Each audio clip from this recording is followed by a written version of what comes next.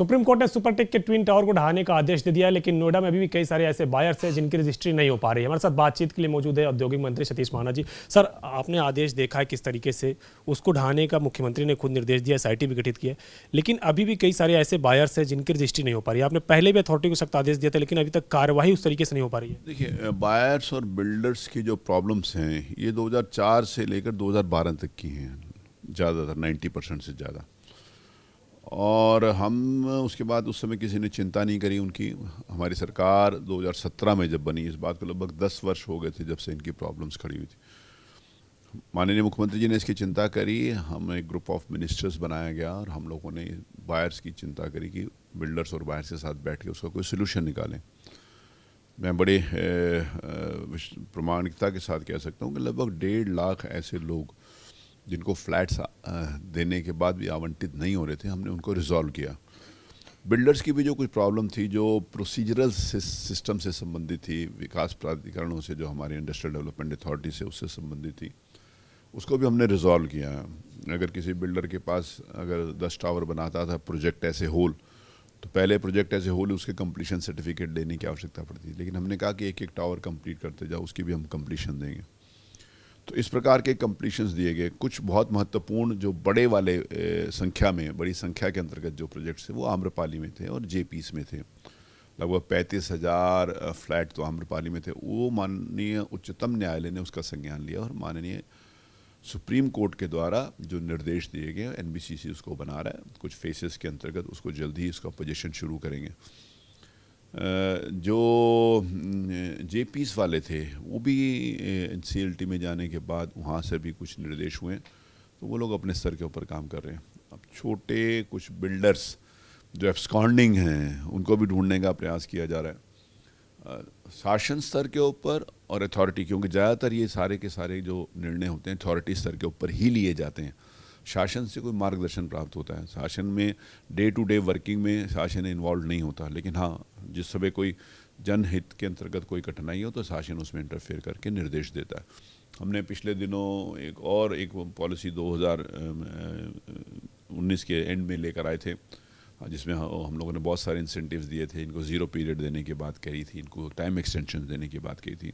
उसके बाद कोविड आ गया, तो कोविड के कारण हमने उसका टाइम और एक्सटेंड कर दिया था, ताकि हर हालत में बायर्स को हम सुविधाजनक रूप से उनको उनके फ्लैट्स दिलवा सकें। लेकिन अभी फिर भी कुछ फंसे हुए हैं, तो प्रयास है कि उसका भी निर्णय यथासंभव, यथाशीघ्र, यथोचित हो सके। सुप्रीम कोर्ट ने एक और चिंता जताई, अथॉरिटी में जिस तरीके से भ्रष्टाचार है उसको लेकर भी उसने सख्त टिप्पणी की है कि अथॉरिटी के जो अधिकारी हैं वो बिल्डरों के साथ मिलीभगत करके तमाम सारे भ्रष्टाचार को जन्म देते हैं। इसकी पारदर्शिता कैसे और किस तरीके से सुनिश्चित हो कि भ्रष्टाचार हो, इसके लिए आप लोग क्या पहल कर रहे हैं? इसके लिए ही पहल हुई 2017 के बाद। मैं बड़े गर्व के साथ इस बात को कह सकता हूँ कि 2017 के बाद किसी भी प्रकार का इस प्रकार की कोई, ना तो बिल्डर और अथॉरिटी के अधिकारियों का कोई कागज़ बना, न किसी प्रकार का कोई कागज़ बना। ये जितने भी इस प्रकार, हाँ, आपको मालूम है कि ये जो सुपरटेक का भी आदेश जो माननीय उच्चतम न्यायालय ने 2004 से 2012 तक के संबंधित है। हम तो 2017 में सरकार में, तभी तो कुछ रेजोल्यूशन हुए, तभी तो कुछ रिजॉल्व हो रहे हैं।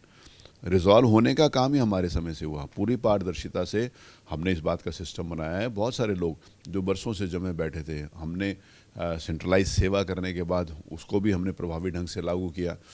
पारदर्शिता प्लॉट के आवंटन के ऊपर भी करी। जो प्रीमियम जमा होता था पहले, एक समय में था, एक सरकार थी, उसने कहा 10% पैसे दे दो, बाकी के सारे कहाँ पर जाते थे, ये it is written in between the lines, तो वहाँ पर चले जाते थे। आज वो सिस्टम नहीं है कि 10% पैसे दे के किसी को प्लॉट दे। आज पारदर्शी तरीके से या तो ई-बिडिंग के माध्यम से होता है, और छोटे प्लॉट जो इंडस्ट्रीज़ के संबंधित होते हैं, कोई भी कमर्शियल प्लॉट और रेजिडेंशियल प्लॉट, किसी भी प्रकार का कोई आवंटन अब नहीं होता, बिडिंग के माध्यम से होता है। और इंडस्ट्रियल प्लॉट भी 4,000 से कम सार्वजनिक रूप से लॉटरी के माध्यम से होता है, और उसके ऊपर वाले प्लॉट एक क्राइटेरिया बनाया हुआ, उसके आधार के ऊपर किसी भी प्रकार का कोई गड़बड़ अब नहीं कर सकता है। लोगों को पता है कि योगी जी की सरकार में, और योगी जी ने मुझे जिम्मेवारी दी है इंडस्ट्री मिनिस्टर के नाते से, हमारे समय में 2017 के बाद पारदर्शिता से काम हो रहा है, और पारदर्शी तरीके से काम उसको करेंगे। क्योंकि आप कल नोएडा भी गए थे, तमाम सारे अधिकारियों से बातचीत की है, जेवर इंटरनेशनल एयरपोर्ट के शिलान्यास की क्या तैयारियां हैं और कब तक इसके शिलान्यास हो जाएगा? देखिए, जेवर इंटरनेशनल एयरपोर्ट हमने ज्यूरिक वालों को लैंड हैंडओवर कर दी है। उनके द्वारा वहाँ पर काम समतलीकरण का, क्योंकि लैंड का बराबर करने का काम शुरू कर दिया है, बाउंड्री वॉल बनाने का काम शुरू कर दिया है। माननीय मुख्यमंत्री जी, माननीय प्रधानमंत्री जी से समय के लिए रिक्वेस्ट किया है, तो जैसे ही प्रधानमंत्री जी का समय मिल जाएगा उसका शिलान्यास हो जाएगा और अगले 30 महीनों के अंतर्गत जेवर एयरपोर्ट ऑपरेशनल हो जाएगा। सर, एक राजनीतिक सवाल है, खुशी दुबे का सर मामला लगातार बढ़ता चला जा रहा है जैसे जैसे चुनाव नज़दीक आ रहा है। अब अगर बात करें तो बीएसपी से सतीश चंद्र मिश्रा कह रहे हैं मैं उनका केस लड़ूंगा, और अब कांग्रेस के विवेक तनखा ने कहा है कि सुप्रीम कोर्ट में मैं उसकी जमानत के लिए केस लड़ूंगा। देखिए, वो वकील हैं तो किसी न किसी लोगों का केस लड़े, और कांग्रेस तो हमेशा, कांग्रेस के लोग इस प्रकार के लोगों का केस लड़ते ही आए हैं। ऐसा नहीं है कि पहली बार ऐसा नहीं हुआ कि कोई किसी का केस लड़ रहा है। तो जिस समय समाज में कोई अव्यवस्था होती है तो कोई आदमी जो हत्या करता है उसको भी वकील मिल जाता है, जिसकी हत्या हुई होती है उसको भी वकील मिल जाता है, तो सबको मिल जाता है। ये तो समाज के सामने है कि किसके लिए कौन खड़ा होता है। ये तो बहुत विशेष रूप से राजनीतिक क्षेत्र के अंतर्गत मैं कहता हूँ कि सबको सब कुछ पता है, और कोर्ट में जाने का अधिकार, किसी को भी खड़े होने का अधिकार है, ये तो मालूम ही है। और ऑनरेबल कोर्ट्स जो निर्णय करेंगे वो तो स्वीकार होता ही होता है।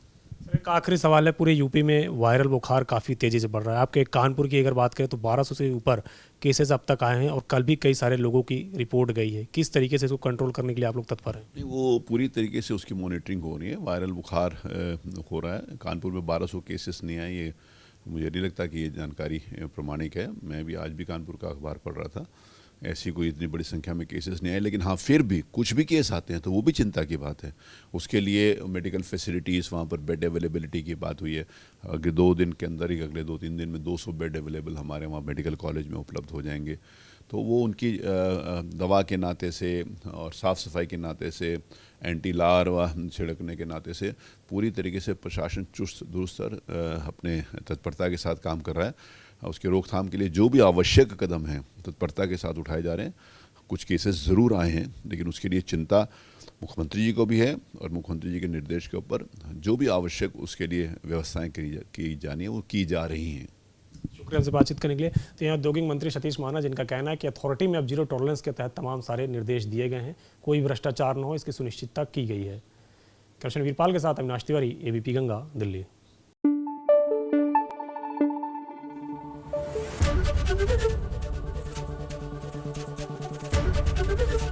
एबीपी गंगा, खबर आपकी, जुबान आपकी।